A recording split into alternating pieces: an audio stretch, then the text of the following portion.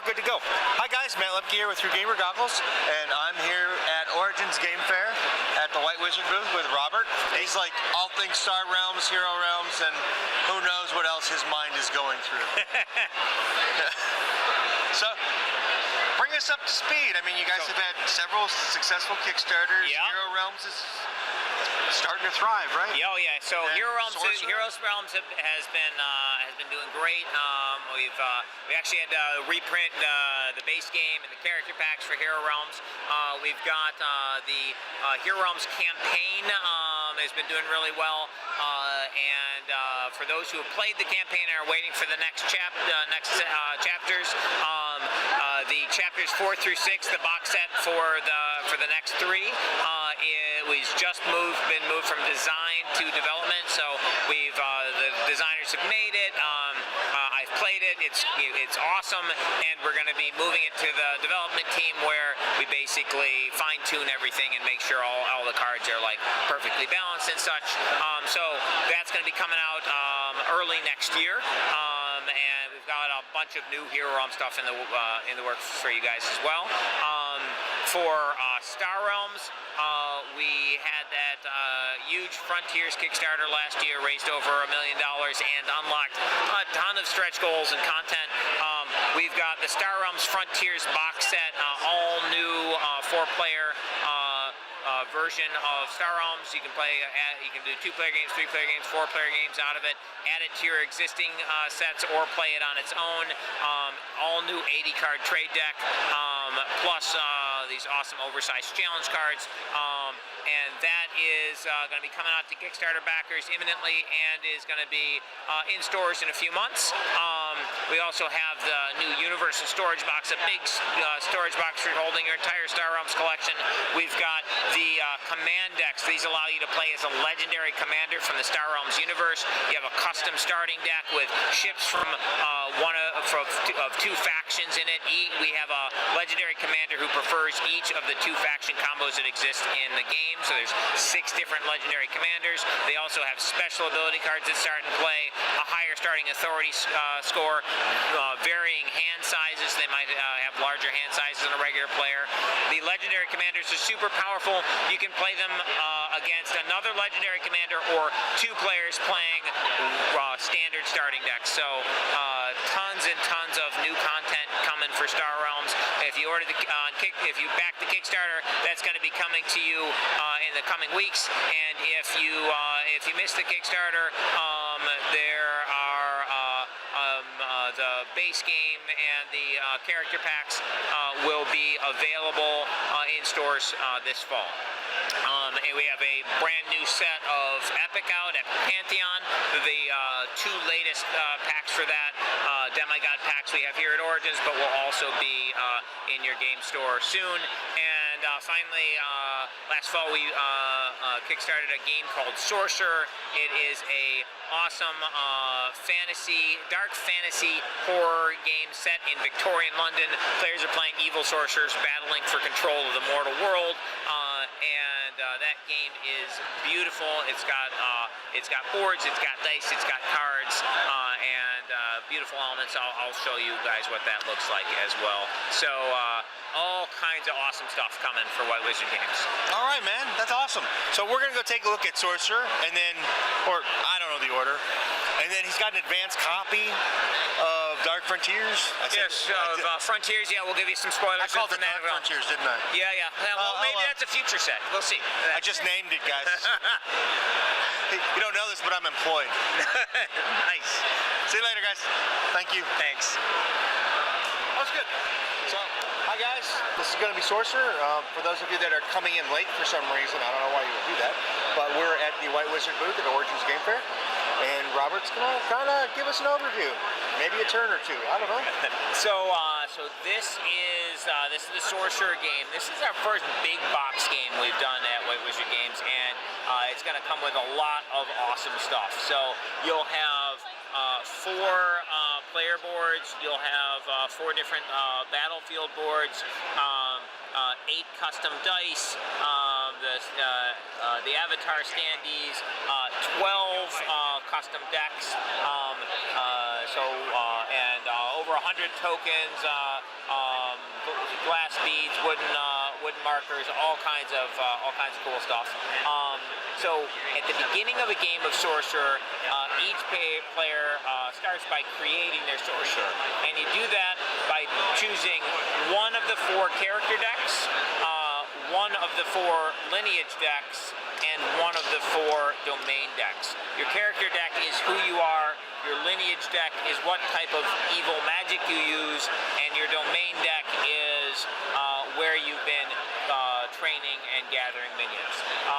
So, for example, I might choose the Tegu deck, and maybe I want to be a vampire, so I choose the Bloodlord deck,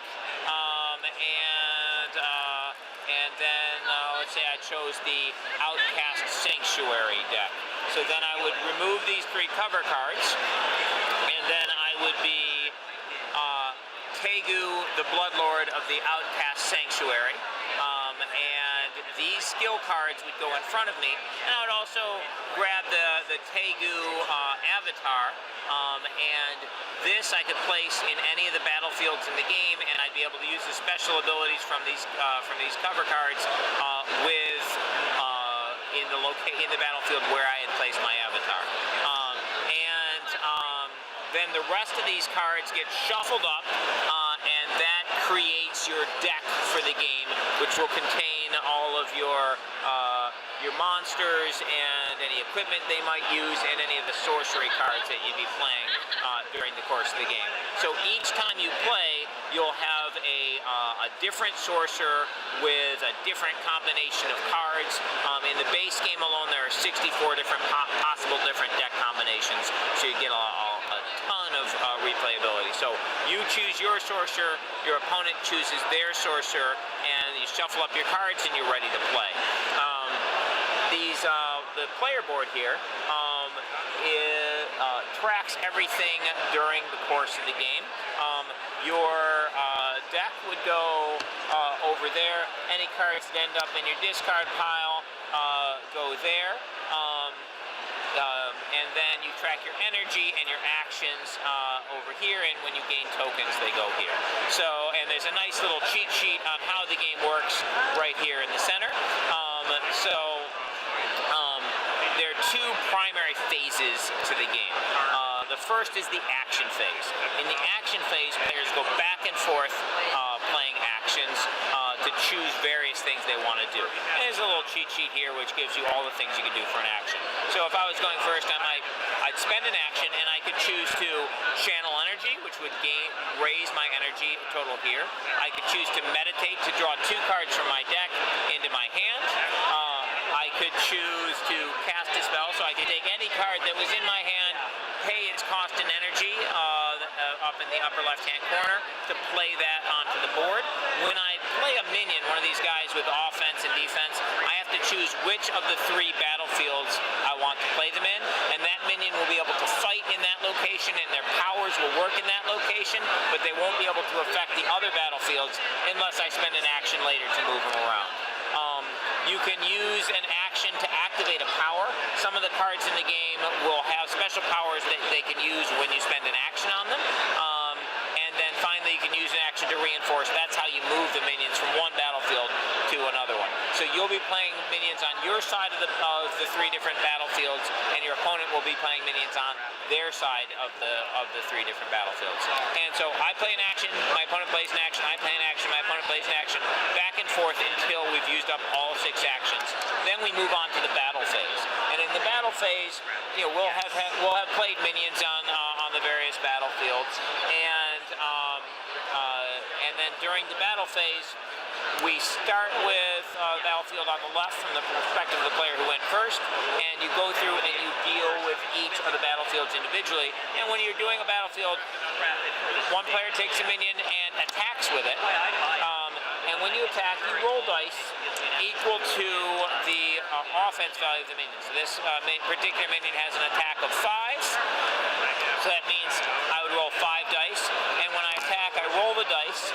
Blanks are misses, skulls are hits, The double skulls are critical hits, and if you get a star result, the double skulls do 2 hits, and if you get a star result, that's a critical hit.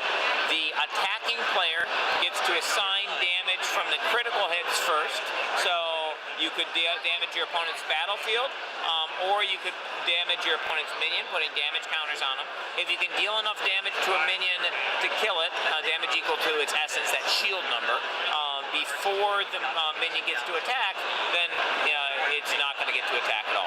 If a minion ever takes damage equal to its shield, it dies right away. And the damage sticks around on the minion unless you somehow heal it later in the game. Then the defending player gets to assign the damage, the regular damage. They could choose to put it on their minion, they could choose to put it on the battlefield, any combination of the two. If you can get your opponent's side of the battlefield up to 12 damage, you flip over the battlefield to the ruined side of the city, put a control marker on your side of it. If you control 2 of the 3 battlefields, you win the game. You're also able to control your luck a little bit in the game.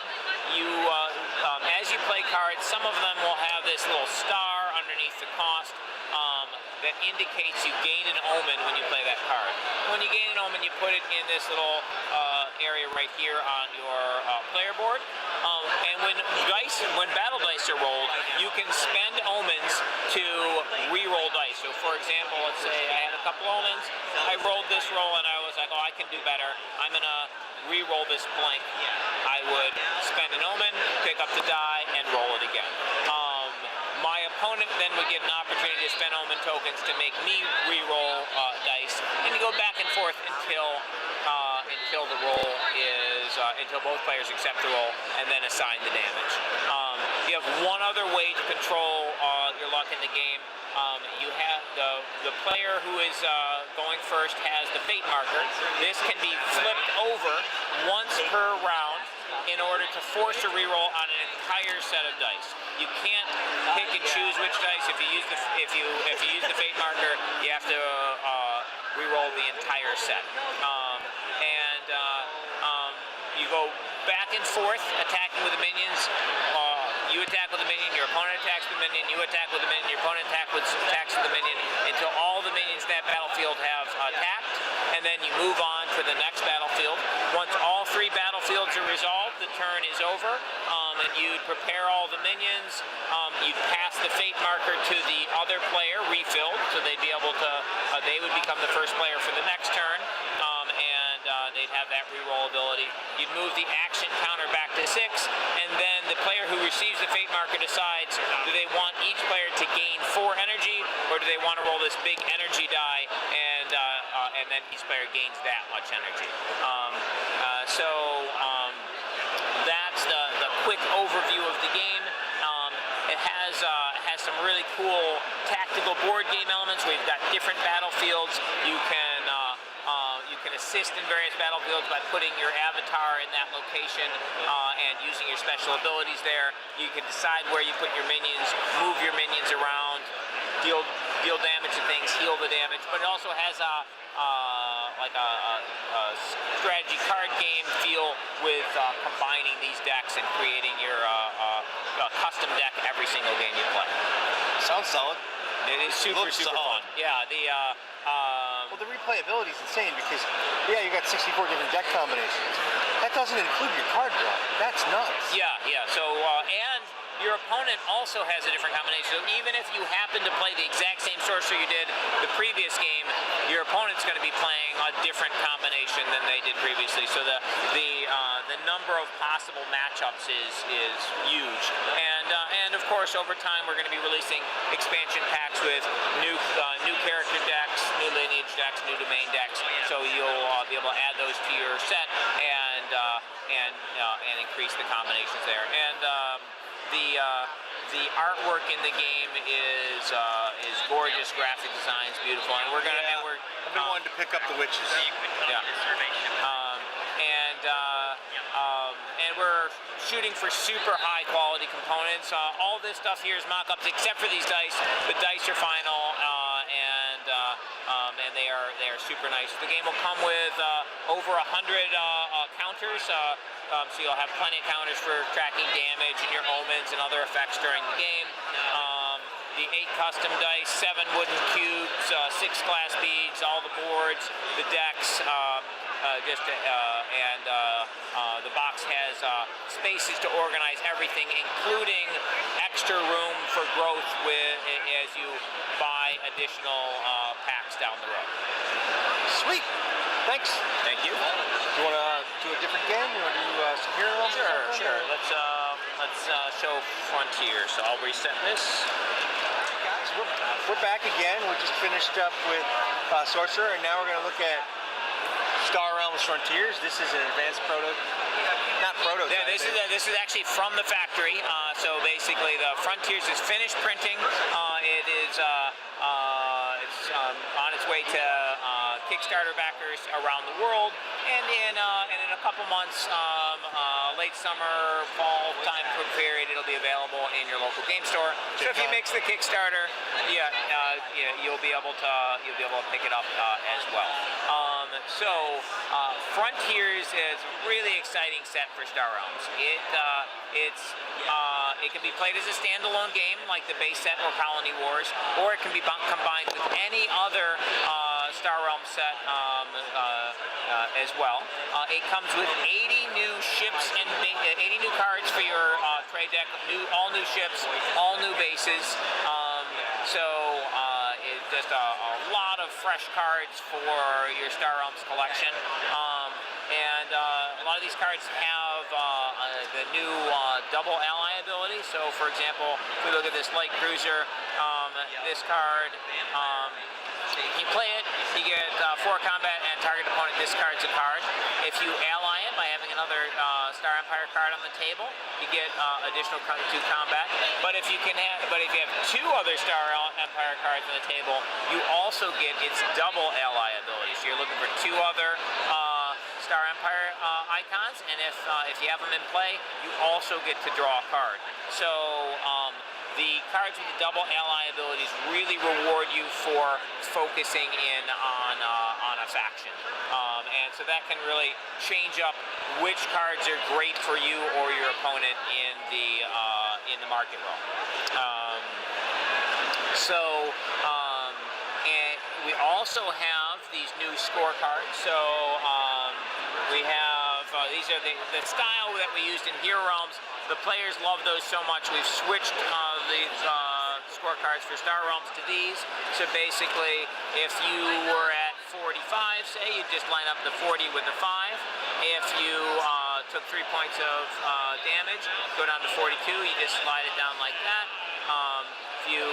If you gain 10, go to 52, just flip it over like that. And then we've got 0 through 30 on this side, 40 through 70 on this side.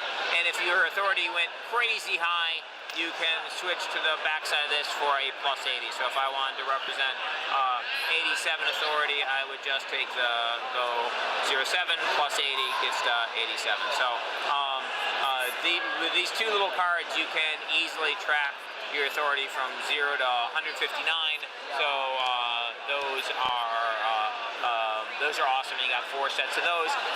You'll have 4 sets of starting decks and plenty of explorers. So you have a complete 4-player Star Realms set. Nice big rule book, and it also comes with these 8 oversized challenge cards. These are allow you to play Star Realms solo or cooperatively. You play together against the game, and there are 8 different missions included, 8 different challenges included. 2 of them are reprints. The Pirates of the Dark Star and Nemesis Beast existed as regular-sized cards in the original Gambit set. We've made oversized versions of them here. And then the other 6 are brand new missions to play against. All the new challenges to play against. They're super fun new ways to play Star Realms. And if you are one of those players who have gotten every Star Realms thing as it's come out over time, and you're seeking a way to store it all. We've had a lot of feedback from people that, oh man, we need a bigger storage box for Star Realms. So we made you guys a bigger storage box for Star Realms. This giant beast is the universal storage box.